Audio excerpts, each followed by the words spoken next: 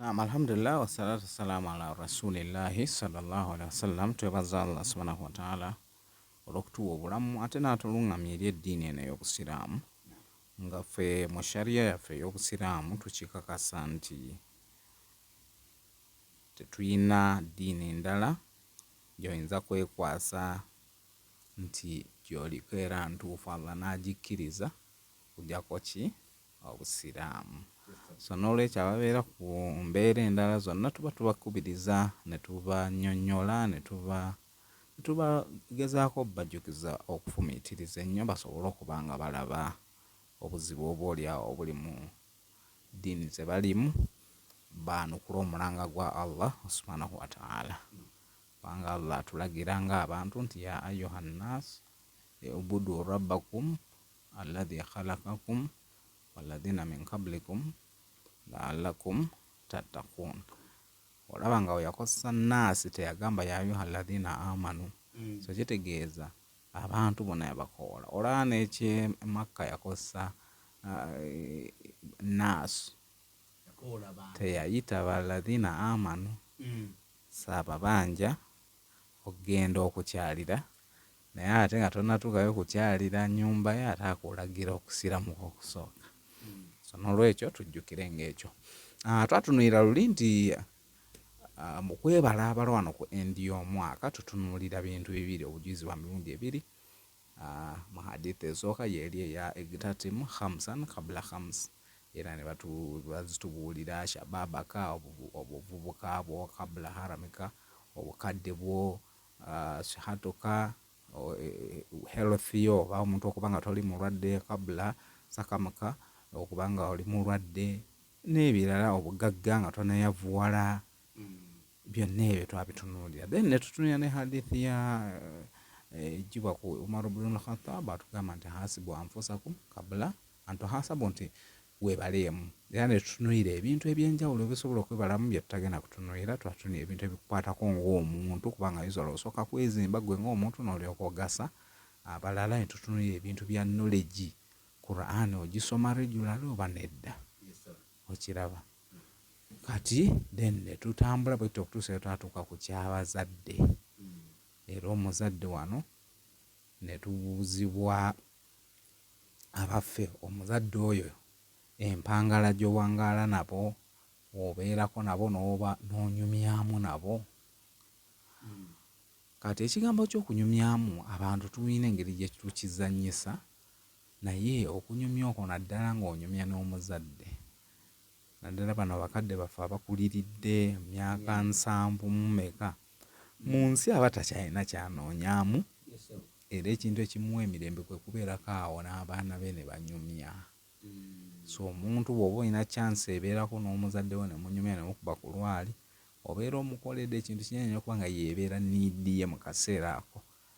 Nga gwe bw'obeera ng'olina onoonya ssente za kuliisa famire yo, oba onoonya ssente za kuzimba nnyumba, kati yeebeera niidi yo mu kaseera ako. Meaning omuntu yenna ajja n'akuwa ssente mu kaseera ako ng'oyagala ssente za kubako ky'okola, omuntu oyo aba akukoledde olunaku. So kye tuba tukolera nga bambi abakadde baffe bano. Ekirala so n'olwekyo weebaleemu. Gwe bw'otunuuliramu omwaka gw'oyiseemu oba gw'oli mu kuyitamu, omuzadde ddala wamuwadde akadde. Tujjukire nti waliwo ne hadithi namba egeraageranya ekigambo ky'okutunula ku muzadde, ku feesi y'omuzadde ng'omuntu okufuna chance okutunula ku ki, ku jjana. Kwegamba obanga agenze ku mulyango gw'ejjana n'olingizaayo.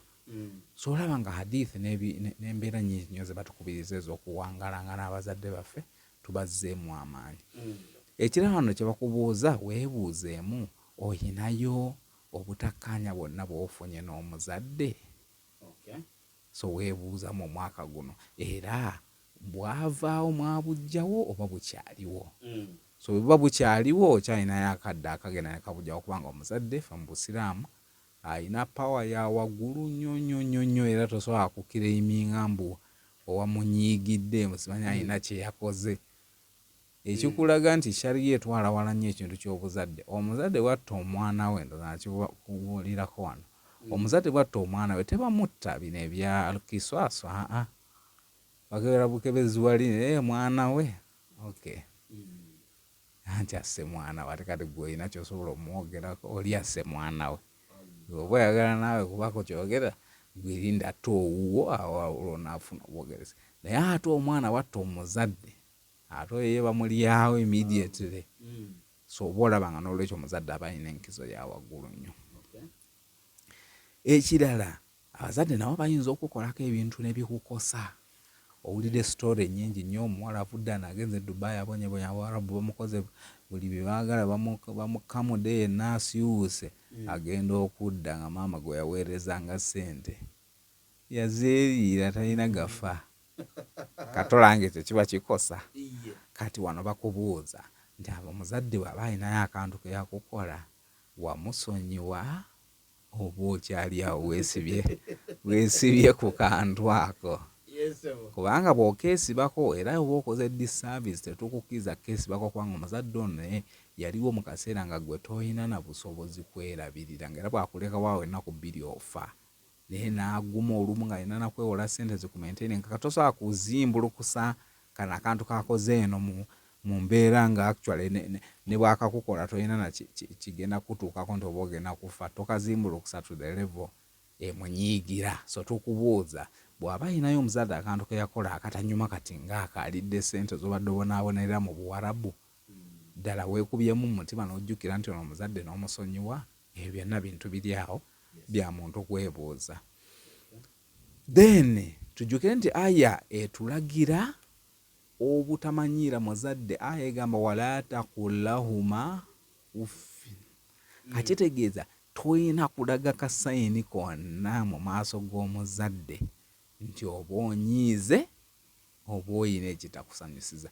Ne bw'abeera yalidde ssente zo oboneebonedde mu Luwarabu okomyewo oyagala osule mu kayumbako naye omulaba ali wali olumu nga ye yazimbyemu naye aziridde nowaakiri oba toziraba naye ng'ola yazimbyemu bibye kati ate ye yali mu kusula obulungi gwe ennyumba gye wabadde osuubira nti gyakuzimbidde teriiwo. Kati awo era nawo tokkirizibwa kulaga bukyayina mu busungu n'ogamba nti uffi. So bw'oba wakyogedde ekyo olw'obusungu obuyitiridde oba embeera y'okanyigirizo ddala weenenyezza gy'ali. Ekirala kyakukyalira annanga Allah atuwe obusobozi okukyalira nga bazadde. Kati zino schedule zaffe n'obeeraawo n'okola omwaka mulamba gw'oweerezaayo ku ssente naye ng'ogenda omukyalira olaba nga tetukikola kimala. Kati weekubemu ggwe weebaleemu ddala wakikoze paka ku level ki. Bwe baba nga abazadde bo baafa abaffe wabasabiddeko oba obasabirako bw'ozukkako ekiro bajjukira n'obasabira obubeera mu kusaba bya mmotoka n'abakyala balongoofu bo. So weebuuzeemu abazadde obasabira kubanga mu sadakatul jaariya ze batusomesa tulinamu waladun swale yadeolahu. Katulanga ye papasi ya waladun swale ono nti amusabira omuzadde. So gwe alina omuzadde wo nga ddala Allah yamutwala oteekayo akadde n'omusabira. Bw'oba tokikola manya olinawo kaziraawo weetaaga ne weetereeza. Eri edduwa nti Allah asaasire bazadde bange ekola nga afudde. Osobola ogikozesa ne bw'aba mulamu kubanga eri egamba rabbi gfirli wali walidayya kama rabbayani saghira. So olaba weesabira then n'osabira abazadde n'oteekako nga bwe bandera nga nkyali mwana muto. So obeera osobola obasabira naye oli afudde ate yabeerawo wajjukira ye tasobola kwekolera amaali ze. Ono aliwo nga mulamu asobola okwegendera emakka we oba tomuwadde ssente ye n'afuna engeri ze asobola okwewanikira emikolo neyeesabira. Naye kati oli afudde abatakyasobola kukola ibaada ate zo kati kyava ye hajayo olw'obunene bwayo nti kati mmwe baasigaza okumuwangayo tuba kubiriza okubanga mu kikola ekyo. Then wano bakukubiriza n'okuwaayo saddaaka mu linnya lye. Okiraba kati ng'olinayo mukadde we yafa n'ogamba kanzimbe omuzikiti guno oba kanguleyo kapeti y'omuzikiti guno ng'empeera nsaba zigende waaki wa muzadde wange kati afunye naye chance okuba nga azifu agenda mu maaso olw'okuba nti yazaala omwana okiraba. Then wano batukubiriza ne batubuuza nti abaffe watuddeko mu kaseera ne mwesomesa eddiini oba ne mukolayo ekikolwa ky'obusiraamu n'abazadde abo, kubanga olumu ate abazadde ffe tubalabirira naye ng'ate tomukubiriza kuba ng'abaako kyakolera eddiini. So muba mulina okuba nga ekyo nakyo mukitunuulira.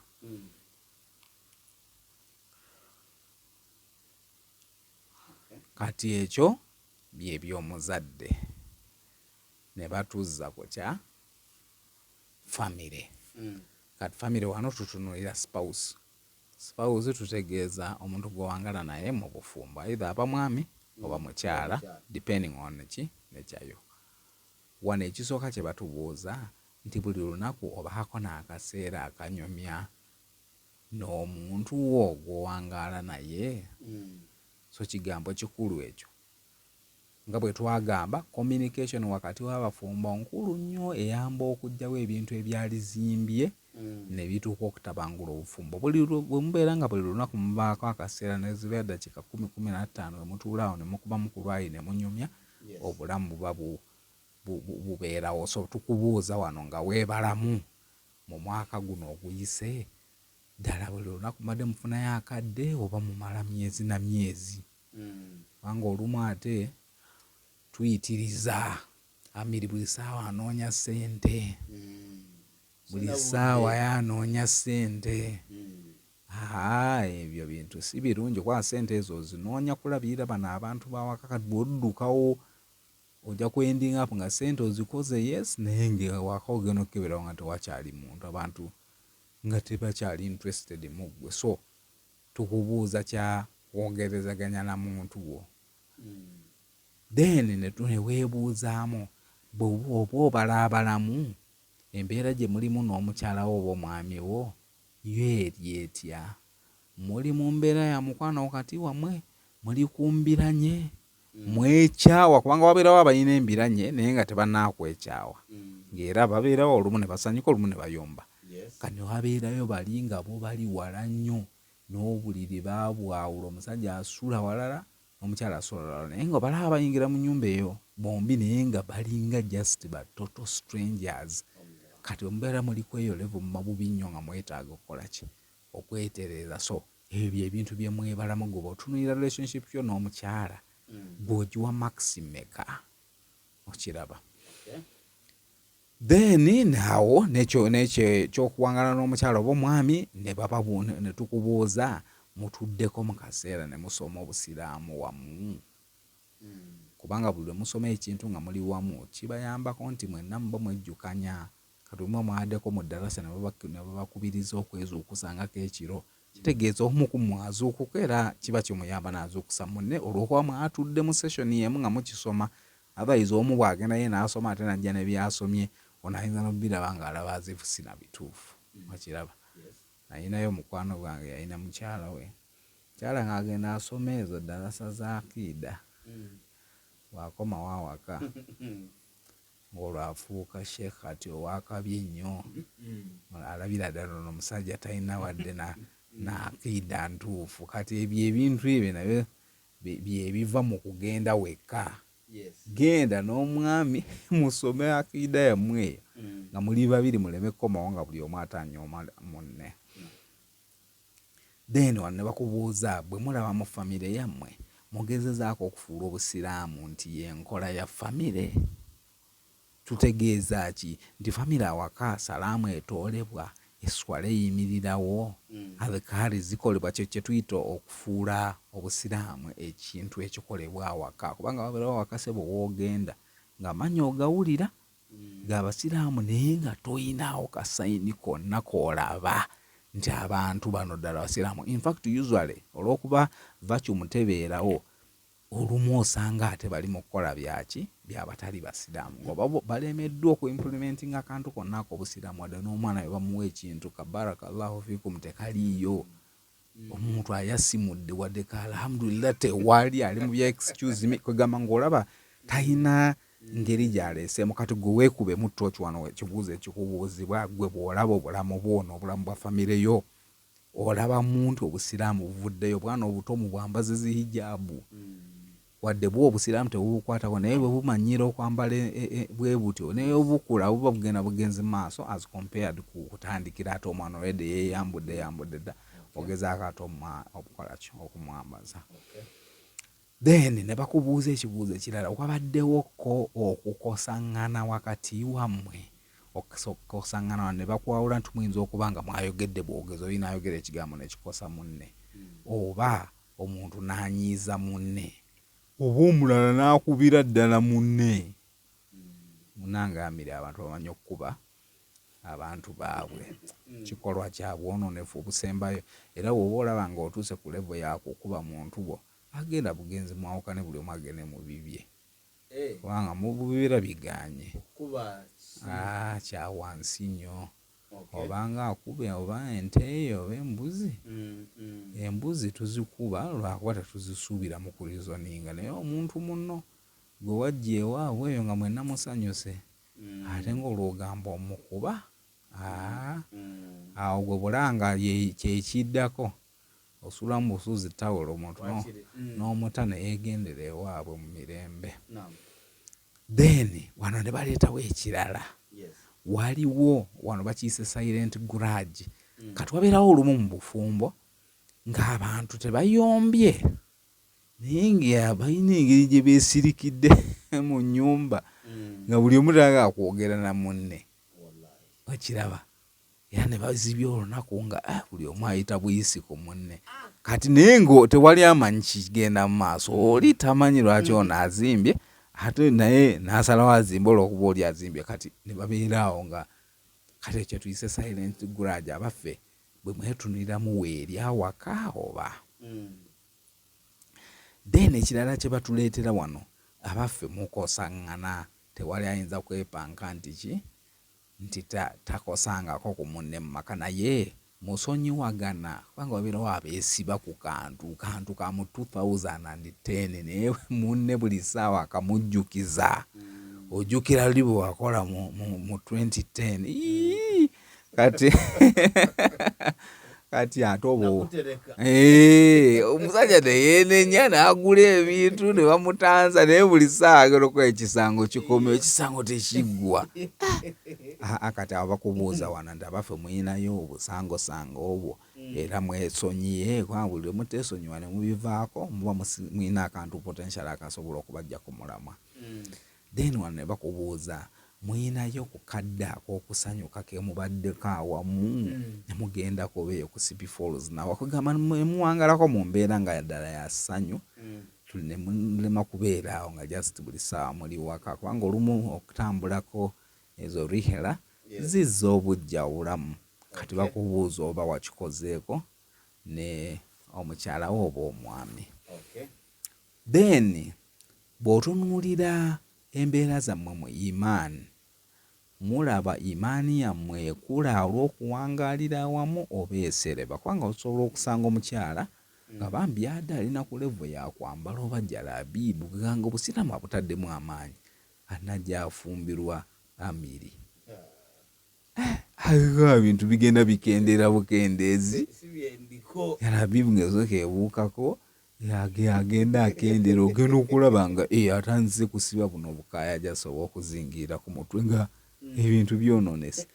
Oba ate n'osanga omulala nga wamusanze yeesiba oba okwezingirira ku mutwe naye nga buli mwezi ate agenda aterera finally ne wesanga ng'ali ku level esembayo. So wano bakubuuza gwe bw'opimamu embeera zo n'oyo omuntu ogwowangala naye mukyala wo oba omwami, gw'olaba mwezimba mu imaani oba jointire imaani yammwe egenda ekendera bukendeezi buli ssaawa muyiyayo ebintu bikyamu bwe muyina kukola. So ebyo byebibuuzo ebikwatagana ku ki? Ku mukyala oba omwami. Kati ne batutwala ku ky'abaana. Kati bakubuuza nti oyinayo by'okoze bintu nga 5 ebisikiriza abaana okusemberera Allah waabwe. Kubanga jjukira abazadde ffe tutereeza oba ne twonoona abaana kubanga hadithi weeri entuufu mu makulu gaayo ng'etulaga nti omwana yenna azaalibwa ala fitra, azaalibwa nga alina natural dispensation eyo nti asobola okufuuka omulongoofu oba omwononefu. Kati nabbi atulaga nti abazadde be bamufuula ekyo finally kyavaamu n'afaanana aida majusi n'agenda n'asinza omuliro oba n'afuuka omunaswala oba kitegeeza nti kati gwe omuzadde akaana ako k'ozaala yo shariya y'obusiraamu ekalaba nti kalina 0 gw'oli suppose okuwandiika mu bulamu bwako. Okiraba kati bakubuuza wano mu mwaka guno gwe biki by'okoze ebisikiriza abaana okusemberera Allah oba okuba ne imaani gyali. Then ne bakubuuza otadde kasente ki mu kubasomesa obusiraamu bwabwe, kubanga bino ebirala tubiteekamu akasente. Amiri abantu batwala abaana mu nasale za miliyoni 3 owulidde, naye nga nasale ya miliyoni 3 omwana jasiba muyigiriza luzungu na bino ebintu ebirala, naye ng'eri sayidi y'obusiraamu bamuyimbirira n'aleetawo ku seeka awaka, naye seeka amuwa omutwalo gumu myezi 6. Sayidi yali willing okuwa miliyoni 3 mu myezi just 4. Naye wano alabye ddala nga emitwalo 2 awadde nnyo. Kati bakubuuza wano gw'olaba otaddemu kasente kenkanawa mu kusomesa abaana bo ki obusiraamu. Then ne bakubuuza wano pimamu ku yirimu y'abaana bo, weewe percentage abaana bano ki kye bamanyi ku ki ku busiraamu. Kanga ekigambo ky'obutamanya busiraamu kivaamu ebikemo n'ebizibu bingi nnyo, nti omuntu ono olw'obutamanya busiraamu ayendinga apo ng'atandise nakukola bintu bisaanyaawo obusiraamu bwe bwennyini, ate ng'abulimu yalaga nga atabukyawangako. So bakubuuza abaana bo gw'olaba ki kugamba kye bamanyiiko kikwatagana n'emyaka gyabwe. Then bakubuuza wano omanye ekigenda mu maaso mu bulamu bwabwe obulala. Wagwe oyinza okuba omwana wamukwata n'omutwala ku ssomero, naye omwana oyo alina ebintu bye byakola ebitali necessarily only mu ssomero. Ennaku zino olw'amasimu abaana babeera ne social media accounts. Kati gw'okeberayo konalaba omwana byali mu kupostinga, oba gw'oli awo oli mu kutunula butunuzi ng'eri omwana agenda aseerera mpola mpola. Ebyo nina bikola nze omuzadde. So gwe omuzadde lingiza yonna omwana gy'abeera. Of course tetugamba atoyitirize ovuuke be bayita ba helicopter parent. Helicopter parent yabeera awo nga buli ssaawa ali waggulu w'omwana, omwana talina kintu kyasobola kukola okuggyako nga helicopter eri ekkiriza. Kati awo obeera oli mu kwonoona, kubanga ojja kwefuula helicopter parent ate ofe. Kati omwana abeera awo nga buli ssaawa asuubirayo helicopter emuyambeko naye teriiwo yafa. Okiraba. Kati bakubuuza gwe bw'otunulako omwana ayinayo emizannyo gy'akola, walabye biki by'akolerayo, ayina bu social media accounts, walabye biki by'apostingayo, byonna byetaaga okutunuulira. Ne bakubuuza omanyi mikwano gy'omwana wo, ebyo byonna bibuuzo omuntu olina okubibala mu mwaka gumu. Omwana ono gwe nga bw'omumanyi ayinza okumanya naye emikwano gwe bamanyi, kubanga abaana abo abalala be bajja okuinfluencinga omwana ono gwe gw'otaddemu investment n'obudde ogezaako muluŋŋamya, omwana amujja kumulamwa mu ddakiika just 10 ne bagenda ne mu ndongo. So kati kyetaaga n'obamanya abo bawangaala nabo olabo baddala bantu ba mulamwa. Kati wano ne bakubuuza ku kyokwogera, abaana abo otuulako nabo ne mwogera ku biki ebigenda mu maaso mu bulamu bwabwe. Kubanga buli lw'oyogera omwana oyo bw'alituuka n'afunayo akalinzirinzi akali mu kumusumbwa tajja kutya kujja kuliiramu, kubanga olwedde mubadde mukuba olwali awo. Kati era ajja bireetera awo mu lwali akunyumizeemu osobole okuba ng'omanya nti omwana ono potential asobola okufuna obuzibu, n'oyiya counter measures oba solution. Then ne batulaga weetaaga okugezaako okubalaga abaana abalala abalongoofu, kubanga oyinza okuba olina mikwano gyo biki baana kaddala baana bambi balungi, kati mpo ky'okulekobuleza bano bo beenoonyeze tewali kikugaana oba kubakyalira bali abaana ne batandika okukwatagana kubanga bwe babeera nga balina emikwano emirungi weesanga basobodde okwezimba. Nze omuzadde ngezaako kulaga abaana beyagaza abantu boolaba nga ddala bwe banaawangaala nabo bajja kubayamba okufuuka ekintu ekiri beta. Kiraba nze naye omukyalo omubambi gwe mmanyi ye yamala akaseera nga single mother naye bambi ng'ayinayo omwana we. Kati omwana we kagamba ndooza yali akulidde mu environment ng'eri a bit tricky, alinamu stable naye ate bwe yatandika okwassociatinga n'abaana abaali ku neighborhood nga baana balungamu ogenda okwesanga ssebo nga omwana eyadalabika nga kiwagi yali awo atalina kalungi kamuvaamu ng'olaba atandise okuteerera just because of influence y'abano bawangaala nabo. So kikulu nnyo okuba nga omwana omuyambako okufuna ku bantu emikwano egimugasa.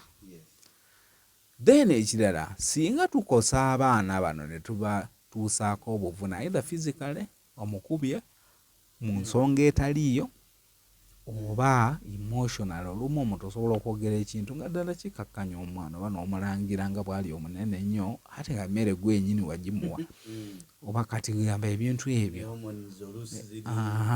mwe wenyini bwe muntu emufaanana ate oli mu kujeregerera omwana n'omuleetera okuwulira obubi. Kati bawono balaga nti osobola okukola ki okwetondera omwana ge twefuula ate mukulu nnyo ng'ate ddala olaba oli azaamanyiza omwana omukosezza.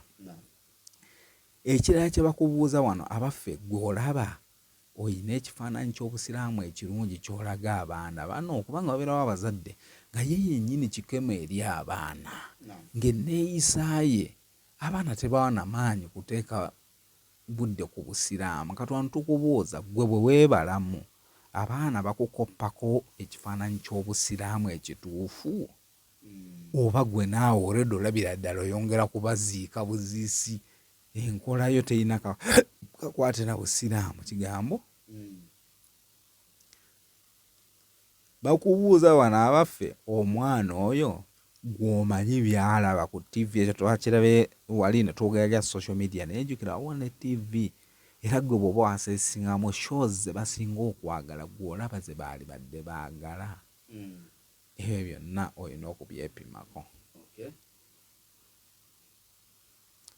Ekirala kye bakubuuza wano kikwatagana na kutwala baana bano ku masigidi naddala mu swalaatul Jumu'a kubanga yeekwata ku bangi.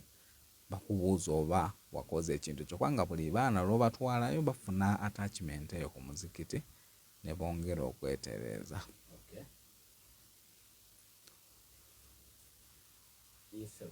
Then ne bakubuuza wano abaffe abaana abo gw'olaba bakumanyi abantu abamu abaana baabwe tebamanyi wadde mannya gaabwe. Kati bakubuuza wano gw'olaba abaana abo ddala bakumanyi era ki kye bakulowoozaako? Bakulowoozaako nti oli muntu mulungi oba balabira ddala ekikemo Allah kye yabawa eky'omuzadde. Kiraba ne bakubuuza abaana abo gw'olaba singa baba bafunye embeera yonna ebakyalengye nga basobola kujjawo okusooka oba balinayo abantu abalala kubanga oyinza okusanga ng'ate house girl gwe bali redde okuliiramu ebizibu byabwe ddala ebiri detail naye wamaama ye baamuvaako wadde ne taata tebasobola munyumiza. Kati nga house girl bw'aba takuyambye najja n'akuliiramu nti waayo abaana bandiiriddemu ebintu ebibatuukako naye kwetaaga n'oyogerako nabo bali bubi. Kati ekyo bakubuuza gwe bw'owaseesingamu abaana abo singa bafuna obuzibu basookera mu mikwano gyabwe kugezaako okufuna solution oba badduka misinde wuwo osobola okuba nga obayamba kwa gwe olina interest yaabwe. Then ne batuleetera ekyapa brother ne sister abo nabo ba relatives bali awo. Kati abo tugamba abaffe ogezezaako okuba contactinga kubakubira masimu kubaweereza message ate kirungi ennaku zino tusasanya tufuna social media tubeera olumu ne family groups naye olumu osanga family group esirisa awo wiiki namba wadde n'omuntu okupostinga naye nga kyeyeekola mu groups endala nga abantu batuuse n'omwetamu apostinga nnyo naye nga eri ya family okuzuukusa okukwatagana takigenzeemu. Ekirala kyakukyaliragana mukyaliraganye mwenga ba family members kubanga olumu ojjukira tubeera n'abaana ate abo abaana olwedde babeera ba relatives nga basaana ne beemanya so si kutuuka level naye akutuuka kugezaako nakufumbirigana nga tebeemanyi. Ekirala mu baganda baabo bazaalibwa nabo oyinayo bye mwekole ebyo ebikyapendinga omuntu ettaka lya munne ono yaloopa munne mu kooti ne bamusiba kugamba bigurageze ebyo weebiri era mugezaako bijjawo oba bikyaliwo. Ekirala ogezezzaako baganda baabo bewazaalibwa nabo okubasembeza eri Allah eri twakirabye nti osobola okusembeza mukyalawo eri Allah osobola okusembeza abaana bo eri Allah naye kati nabano baganda bo bewazaalibwa nabo oyinayo byoba kubiriza ne bibayamba nabo okwenunula kubanga oda y'okununula oba okwetaasa omuliro egamba ya ayuha alladhina amanu qu anfusakum wa ahlikum naara. Kati ahlikum babeera mainly bantu baki bawaka wadde kiyinza okuba nga kitegeeza abo awansi naye bonna babeera babalibwa nga abantu bo ogezezzaako okubayamba. Era gwe bw'obeera n'abaana bo bamanyi baganda baabo kubanga kati ffe mu Buganda baba bafuuse bassenga bwe babeera abakyala then babeera bwe tubayita n'abataata baabwe babeera nga baganda babalenzi. Kati abaana bo babamanyi oba bintu biri awo bya baana butamanya ba relatives baabwe kigambo si kirungi. So ezo zonna questions ozirabako gamba nga obusiraamu buvunaanyizibwa buzito si bwangu nnyo. Akadde ndaba katambudde ebibuuzo bikyali bingi tewali kitugaana kubyongerayo. Next time netutunuulira eby'essente n'ebintu ebirala kubanga bino ebintu twagala omuntu abinootinge abeere ng'asobola obyebuuza alabibwa bw'asobola okuimprovinga. Of course tetugambye nti omuntu olina okuba 100% perfect mu bino ebintu byonna naye buli lw'omanya 5 10 by'osobola okuteekako amaanyi kiba kisobola okutuusa ku lyengedde ekyalo.